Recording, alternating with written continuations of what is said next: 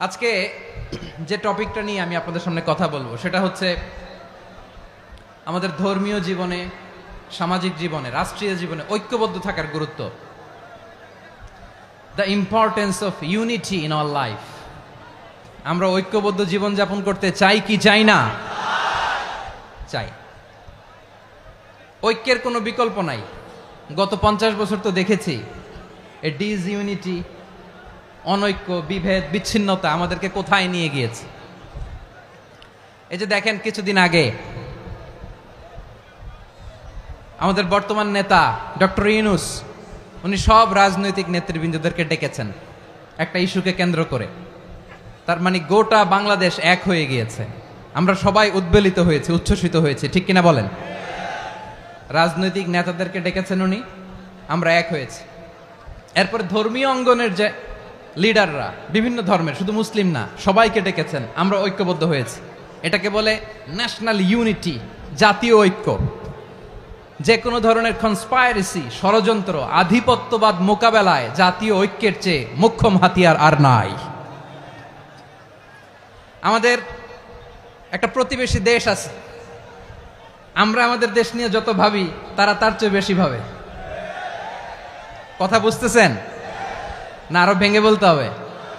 হ্যাঁ, আমরা আমাদের দেশ নিয়ে যত উদ্বিগ্ন, এদের আরো টেনশন বেশি। বলেন, আমাদের দেশে শান্তি আছে না নাই? আমরা হিন্দু মুসলিমে কখনো দাঙ্গা লাগে? আসতে বলেন, কেন লাগে? ওদের পূজা পার্বণে আমাদের মাদ্রাসার ছেলেরা যে পাহারা দেয়, চিল্লায় বলেন ঠিক কিনা?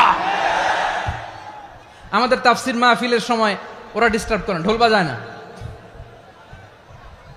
ওদের পূজা পার্বণের সময় আমাদের তাফসির মাহফিলের ডেট হলে আমরা চেঞ্জ করে দেই। সুবহানাল্লাহ! কি সাম্প্রদায়িক সম্প্রীতির রোল মডেল। আর ওই বাংলাদেশের ব্যাপারে তারা অনেক ডিসইনফরমেশন ছড়াচ্ছিল। ভারতের অনেকগুলো গণমাধ্যম, আমি জেনারেলাইজ করব না, আমাদের প্রতিবেশী দেশের সব গণমাধ্যমকে আমি দোষ দিতে চাই না, অনেকগুলো গণমাধ্যম তারা ডিসইনফরমেশন শেয়ার করেছে। ডিসইনফরমেশন আর মিস ইনফরমেশনের পার্থক্য আছে। মিস ইনফরমেশন না জেনে ভুল বুঝে একটা মিথ্যা বা ভুল তথ্য ছড়িয়ে দেয়া, এটার ক্ষমা আছে, এটার কি আছে?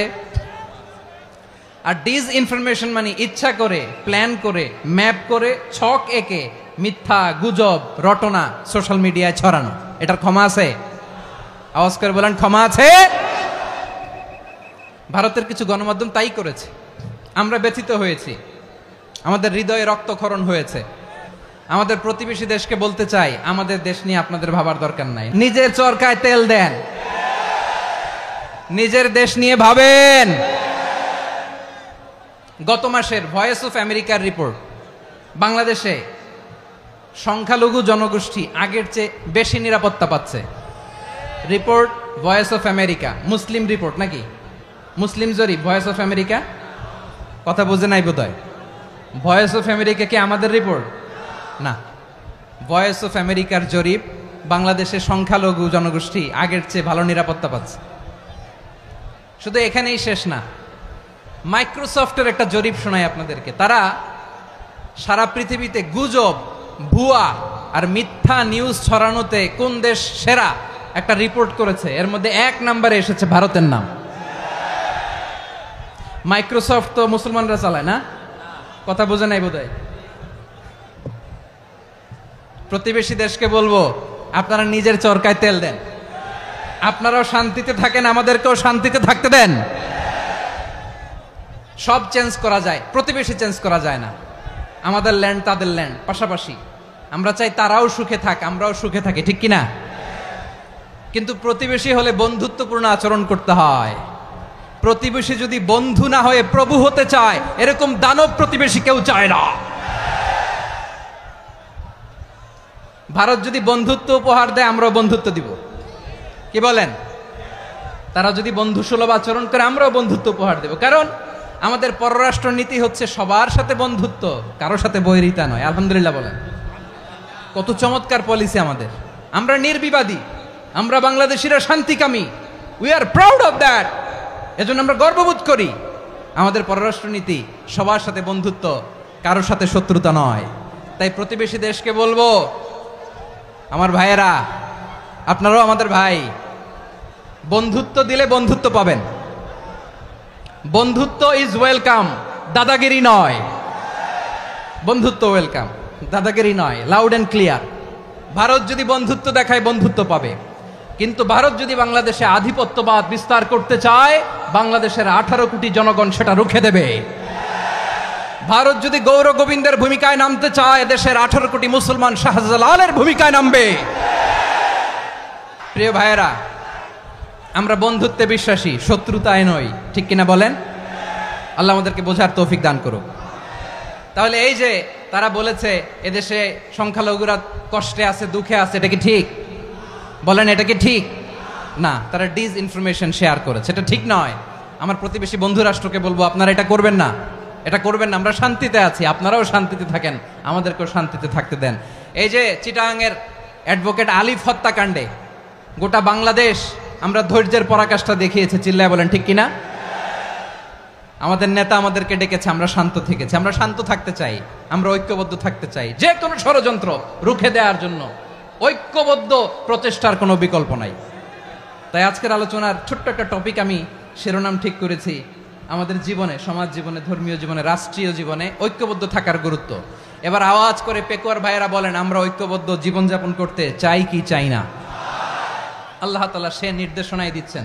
আল্লাহ তাআলা ইরশাদ করছেন, ওয়া'তাসিমু বিহাবলিল্লাহি জামিআন ওয়া লা তাফাররাকু ওয়াযকুরু নি'মাতাল্লাহি আলাইকুম إذ كنتم أعداء فألف بين قلوبكم فأصبحتم بنعمته إخوانا وكنتم على شفا حفرة من النار فأنقذكم منها كذلك يبين الله لكم آياته لعلكم تهتدون الله أكبر পড়েন।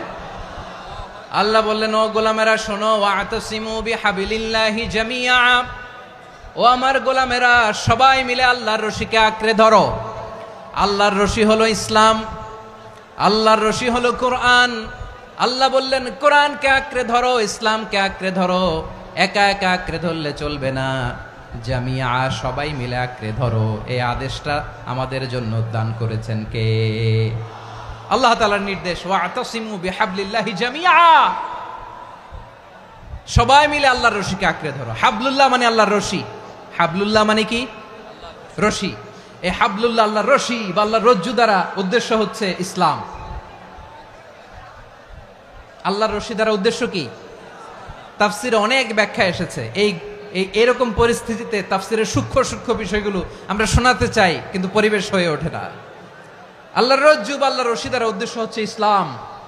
আল্লাহর রজ্জু বা আল্লাহর রশি দ্বারা উদ্দেশ্য হচ্ছে কোরআন, কারণ কোরআন আমাদেরকে ঐক্যবদ্ধ করে, ইসলাম আমাদেরকে ঐক্যবদ্ধ করে। চিল্লায় বলেন ঠিক কিনা? এজন্য আল্লাহ বললেন, তোমরা আমার রশিকে আঁকড়ে ধরো, বিচ্ছিন্ন হয়ে না। আমার দেয়া নেয়ামতগুলো স্মরণ করো। যখন তোমরা ছিলে শত্রু, তোমাদের মধ্যে হৃদয়ে আমি আল্লাহ ভালোবাসা ঢেলে দিলাম, ফলে তোমরা সবাই ভাই ভাই হয়ে গেলে। তোমরা সবাই ছিলে জাহান্নামের কিনারায়, জ্বলন্ত অগ্নিকাণ্ডের পাশে। আমি আল্লাহ দয়া করে ঈমানের বদৌলতে তোমাদেরকে আগুন থেকে ফেরালাম। আমি আল্লাহ দয়া করে তোমাদেরকে জান্নাতের পথ দেখিয়ে দিলাম। সুবহানাল্লাহ পড়েন। এমন পথ দেখালাম যেই পথ তোমাদেরকে জান্নাতে নিয়ে যাবে, পথের দিশা তোমরা পাবে। লাআল্লাকুম তাহতাদুন। প্রিয় ভাইয়েরা, তাহলে আমাদের যে ঐক্যবদ্ধ থাকতে হবে, এই নির্দেশটা কার? নাকি মন মতো আমি বানায় বলতেছি? আওয়াজ করে বলুন, নির্দেশটা কার? আল্লাহর। তাহলে আমাদেরকে ঐক্যবদ্ধ জীবন যাপন করতে হবে। প্রিয় ভাইয়েরা, ইসলাম আমাদেরকে ঐক্যবদ্ধ করে। ইসলাম আমাদেরকে কি করে? সংঘবদ্ধ করে, ঐক্যবদ্ধ করে। বিচ্ছিন্ন হওয়া যাবে না। বিরোধ, বিচ্ছিন্নতা, মতানৈক্য, এগুলো আমাদেরকে ধ্বংস করে, আমাদেরকে দুর্বল করে। আর আমাদের ঐক্যবদ্ধ প্রচেষ্টা আমাদেরকে বিজয়ের দিকে এক ধাপ এগিয়ে নেয়। চিল্লায় বলেন ঠিক কিনা? এজন্য আল্লাহ বললেন, ওয়া'তাসিমু বিহাবলিল্লাহি জামিআ, তোমরা আল্লাহর রশিকে আঁকড়ে ধরো, তোমরা ঐক্যবদ্ধ জীবন যাপন করো, তোমরা বিচ্ছিন্ন হইও না। বিচ্ছিন্ন হইলে লস, ঐক্যবদ্ধ হলে সেখানে কল্যাণ আছে না নাই? আমাদের আগে যে সমস্ত জাতিগোষ্ঠী ধ্বংস হয়েছে বিভেদের কারণে হয়েছে। বিশ্বনবী বলেন, বুখারীর বর্ণনা, ফা ইন্নামা আহলাকাল্লাযীনা মিন ক্বাবলিকুম কাসরাতু মাসাইলিহিম ওয়া ইখতিলাফুহুম আলা আমবিয়াইহিম। তোমাদের আগে ইহুদি নাসারারা যারা ধ্বংস হয়েছে, আমার গজবে উপনীত হয়েছে, দুইটা কারণ ছিল। নাম্বার 1, কাসরাতু মাসাইলিহিম, বেশি প্রশ্ন করত, প্রয়োজনে অপ্রয়োজনে নবীরে প্রশ্ন করে আটকাইতে চাইতো, এরকম ডাকাত ছিল তারা। 2 নাম্বার কারণ, ওয়া ইখতিলাফুহুম আলা আমবিয়াইহিম, ইখতিলাফ করার কারণে, বিভেদের কারণে, পারস্পরিক বিরোধে জড়ানোর কারণে তারা ধ্বংস হয়েছে। এখন বলেন, আমরা কি আল্লাহর গজব চাই? আমরাও কি তাদের মতো ধ্বংস হতে চাই? এজন্য আল্লাহ তাআলা সূরা আল ইমরানের 105 নম্বর আয়াতে বললেন, ওয়ালা তাকুনু কাল্লাযীনা তাফাররাকু ওয়াখতালাফু মিন বা'দি মা জাআহুমুল বাইয়িনাত ওয়া উলাইকা লাহুম আযাবুন আযীম। খবরদার, প্রমাণ পাওয়ার পরেও, দলিল নাজিল হওয়ার পরেও যারা বিরোধ করেছে, ইখতিলাফ করেছে, বিচ্ছিন্ন হয়েছে, খবরদার তোমরা তাদের মতো হয়ো না। যদি তাদের মতো হও তাহলে জেনে রাখো, ওয়া উলাইকা লাহুম আযাবুন আযীম, তাদের জন্য আমি মর্মন্তুদ শাস্তি প্রস্তুত করে রেখেছি। যারা বিচ্ছিন্ন হয়েছে, বিরোধ করেছে, তারা কারা? ইহুদি নাসারারা।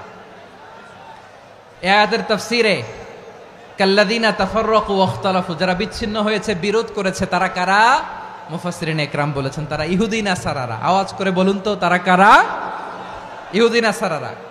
বিষ্ণু ঈসা ইসলাম সুনানে আবু দাউদ এবং তিরমিজির হাদিসে বলেন, ইফতারাকাতিল ইয়াহুদু আলা 71 ফিরকা, ইহুদিরা 71 দল হয়েছে। ইখতিলাফ করতে করতে কয় দল? সবাই বলে নাই, কয় দল?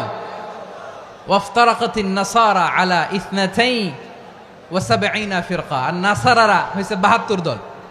আওয়াজ করে বলুন তো, কয় দল? ওয়াসাতাফতারিকু হাযিহিল উম্মাহ বি73 ফিরকা। আর বিশ্বনবী আফসোস করে বলেন, আমার উম্মত হবে 73 দল। ইহুদি 71 দল, নাসারা 72 দল, আর আমার উম্মত, বুঝে থাকলে আওয়াজ করে বলেন। বিশ্বনবী বলেছেন, আমার উম্মত ভাগ হবে কয় দলে? কুল্লুহা ফিন্নার, সব জাহান্নামে যাবে, ইল্লা ওয়াহিদা, একটা দল ছাড়া। সাহাবারা বললেন, মান হিয়া ইয়া রাসূলুল্লাহ, সেই নাজাত প্রাপ্ত জান্নাতি দল কোনটা? আপনি কি আমাদের বলবেন না? আপনি মেহেরবানি করে একটু বলে দেন তারা কারা। বিশ্বনবী বললেন, মা আনা আলাইহি ওয়া আসহাবি, আমি এবং আমার সাহাবারা যেই মতের উপর, যেই পথের উপর আছে, এই মত এবং পথের উপর যারা থাকবে তারাই জান্নাতের দল হয়ে যাবে। যারা আমার মত, আমার সাহাবীর মত এবং পথকে অনুসরণ করবে তারাই জান্নাতে যাবে। তাহলে প্রিয় ভাইয়েরা, আমরা কি আর ইখতিলাফ করব, কাদা ছোড়াছুরি করব? তাহলে আমরা ঐক্যবদ্ধ জীবন যাপন করতে চাই, ঠিক কিনা বলেন? এবার বলেন, ঐক্যের ভিত্তি কি? আমরা যে ঐক্যবদ্ধ হব কিভাবে? সবাই বলে ঐক্য চাই, ঐক্যবদ্ধ হতে চাই, ঐক্যের ভিত্তি কি বলেন? ঐক্যের ভিত্তি হচ্ছে তাওহীদ। আওয়াজ করে বলতে হবে সবাই, ঐক্যের ভিত্তি কি? যেই বলবে লা ইলাহা ইল্লাল্লাহ, ও আমার ভাই, তার জন্য আমার হৃদয়ে দরদ, মায়ামাখা দরদ, ভালোবাসা আছে না নাই? তাওহীদ। এই মুসলিম উম্মার ঐক্যের ভিত্তি তাওহীদ। পেকুয়ার ভাইরা মনে রাখেন, মেসেজগুলো মনে রাখেন। মুসলিম উম্মার ইউনিটি, ঐক্য, এটার ভিত্তি হচ্ছে তাওহীদ। যেই পড়বে লা ইলাহা ইল্লাল্লাহ, সে আমার কি? এজন্য বিষ্ণুই বলেন, মান ক্বালা লা ইলাহা ইল্লাল্লাহ, যে ব্যক্তি বলবে লা ইলাহা ইল্লাল্লাহ মুখলিসান মিন কলবিহি, অন্তর থেকে যে পড়বে লা ইলাহা ইল্লাল্লাহ, দাখালাল জান্নাহ, সে জান্নাতি হয়ে যাবে। সুবহানাল্লাহ বলেন। যেই পড়বে লা ইলাহা ইল্লাল্লাহ, সে কই যাবে? জান্নাতি হয়ে যাবে। তো এখন আমার সব ভাই যারাই লা ইলাহা পড়ছে জান্নাতে যাক, চাই কি চাই না? নাকি আপনি শুধু একাই জান্নাতে যেতে চান? একাই যেতে চান? জান্নাতে একা আমি যাব না তো ভাই, তোমাকেও জান্নাতে দলে নিতে চাই। সবাই বলেন, জান্নাতে একা আমি যাব না তো ভাই, তোমাকেও জান্নাতে দলে নিতে চাই। আমাদের জান্নাতের দল ভারী হোক, আমরা চাই কি চাই না? যেই বলবে লা ইলাহা ইল্লাল্লাহ ওই আমার ভাই, সে জান্নাতে যাক, এটাও আমি চাই, ঠিক কিনা? নাকি সবাইরে জাহান্নামে পাঠাইয়া খালি আপনি জান্নাতে ঢুকবেন? আচ্ছা বলেন, সব গেছে জাহান্নামে, আপনি একা জান্নাতে, ওই জান্নাতে ভাল লাগবে আপনার? আকল খাটান। সব জাহান্নামে গেছে, যান। এ কাফের, ও জালেম, ও নাস্তিক, সব গেছে জাহান্নামে, আপনি একা জান্নাতে, ওই জান্নাতে ভাল লাগবে? জান্নাতে আমি একা যেতে চাই না, আমার জান্নাতের দলকে আমি ভারী করতে চাই। চিল্লায় বলো ঠিক কিনা? যারাই বলবে লা ইলাহা ইল্লাল্লাহ তারা আমার ভাই। বিশ্বনবী এই কথাটার আরো চমৎকার ব্যাখ্যা করেছেন। তিনি বলেন, মান সাল্লা সালাতানা ওয়াস্তাকবালা কিবলাতানা ওয়া আকালা যাবিহাতানা ফাযালিকাল মুসলিম লাহু যিম্মাতুল্লাহি ওয়া যিম্মাতু রাসূলিহি ফালা তুখফিরুল্লাহা ফি যিম্মাতিহি। বিশ্বনবী তিনটা ক্রাইটেরিয়া শুনিয়ে দিলেন। তিনি বললেন, মান সাল্লা সালাতানা, যে ব্যক্তি আমাদের মতো নামাজ পড়ে, ওয়াস্তাকবালা কিবলাতানা, আমাদের কিবলারে কিবলা মানে, ওয়া আকালা যাবিহাতানা, আমাদের জবাই করা পশু খায়, ফাযালিকাল মুসলিম, সেই মুসলমান। সুবহানাল্লাহ। আমার মতো নামাজ পড়ে মানে কি? তার ডিভাইন অ্যাক্টিভিটি আমার মতো, তার ইবাদতের সিস্টেম আমাদের মতো। ওয়াস্তাকবালা কিবলাতানা মানে কি? আমার যে ডাইরেকশন তারও একই direction, to the direction of কাবা। আল্লাহু আকবার। কাবার দিকে হয়ে সে নামাজ পড়ে, আমার ডাইরেকশন তার ডাইরেকশন, আমার ডেস্টিনেশন তার ডেস্টিনেশন এক। ওয়া আকালা যাবিহাতানা, আমার জবাই করা পশু খায়, সেই মুসলিম। সেই মুসলিম লাহু যিম্মাতুল্লাহি ওয়া যিম্মাতু রাসূলিহি, তার জন্য রয়েছে আল্লাহর জিম্মা, রাসূলের জিম্মা। ফালা তুখফিরুল্লাহা ফি যিম্মাতিহি, আল্লাহর জিম্মাদারির তোমরা খেয়ানত করো না। তার মানে তোমার মুসলিম ভাইরে অমুসলিম বলো না, তার জান মালের কোনো ক্ষতি তুমি করতে পারবা না। সুবহানাল্লাহ বলেন। তাহলে ঐক্যের ভিত্তি বিশ্বনবীর কথা থেকে, মুখনিসৃত পবিত্র কথা থেকে আমরা পেলাম। আমার আঙ্গুলের দিকে তাকিয়ে আওয়াজ করে বলো পেকুয়ার ভাইয়েরা, ঐক্যের ভিত্তি কয়টা? আওয়াজ করে বলো কয়টা? ঐক্যের ভিত্তি হবে যে তাওহীদ, এটার ব্যাখ্যা তিনটা বলেছেন বিশ্বনবী। এক নম্বরে, যে আমাদের মতো নামাজ পড়ে, যে আমাদের কেবলারে কেবলা মানে, যে আমাদের জবাই করা পশু খায়, সেই মুসলিম। সেই কি মুসলিম? সে আমার ভাই। তার সাথে আমার কোনো বিরোধ আছে? কথা বলো পেকুয়ার ভাইয়েরা, বিরোধ আছে? কোনো বিরোধ নাই, কারণ আমরা এক উম্মাহ। এগুলো মুখস্থ করতে হবে আমাদের। আওয়াজ করে সবাই বলো, কেউ বাকি থাকবে না, বলো এক উম্মাহ। রব্বুল আলামিন বলেন, ইন্না হাযিহি উম্মাতুকুম উম্মাতান ওয়াহিদাতাম ফাআনা রাব্বুকুম ফা'বুদুন। নিশ্চয়ই তোমাদের এই উম্মাহ হচ্ছে এক উম্মাহ, উম্মাতান ওয়াহিদা, এক উম্মাহ। আমি তোমাদের এক রব, আমি এক আল্লাহর ইবাদত করো, আমি ছাড়া কারো ইবাদত করো না। আদেশটা কার? তাহলে আমরা সবাই এক উম্মাহ। কয় উম্মাহ? এক উম্মাহ। নাকি দুই উম্মাহ? আওয়াজ করে বলো, কয় উম্মাহ? এক উম্মাহ। শুধু এক উম্মাই না, শুধু এক উম্মাই না, শুধু আমরাই না, আমাদের সবার দিন একটা। আওয়াজ করে বলো কয়টা? বিশ্বনবী বলেন, আল আম্বিয়া ইখওয়াতুন লিআল্লাত, নবীরা হচ্ছে বৈমাত্রেয় ভাইয়ের মতো। উম্মাহাতুহুম শাত্তা ওয়া দীনুহুম ওয়াহিদ, নবীরা হলো বৈমাত্রেয় ভাইয়ের মতো। অর্থাৎ নবীদের মা ভিন্ন, বাবা এক, মানে নবীদের শরীয়ত ভিন্ন, কিন্তু দিন একটা। আমাদের দিন কয়টা? আমাদের প্রভু এক, এক নবীর উম্মত, জীবন বিধান এক, ওই শিবানী কোরআন। আমাদের প্রভু এক, এক নবীর উম্মত, জীবন বিধান এক, ওই শিবানী কোরআন। তবে কেন এক নও হে মুসলমান? এক হও করিয়া হবান। বাইতুল্লাহ এক। আওয়াজ করে বলো, আমাদের বাইতুল্লাহ কয়টা? বাইতুল্লাহ এক, মদিনা শরীফ এক, উহুদ পাহাড় এক, বদরের মাঠে একটা তো জীবন আর মরণ যে একটাই, একসাথে মিলে মিশে একটাই প্রাণ। তবে কেন এক নও হে মুসলমান, এক হও করিয়া আহ্বান। সবাই মিলে আমাদের প্রভু এক, জীবন বিধান এক, ঐশী বাণী কোরআন। একসাথে আমাদের প্রভু এক, জীবন বিধান এক, ঐশী বাণী কোরআন। তবে কেন এক নও হে মুসলমান, এক হও করিয়া আহ্বান। আওয়াজ করে পড়ুন আল্লাহু আকবার।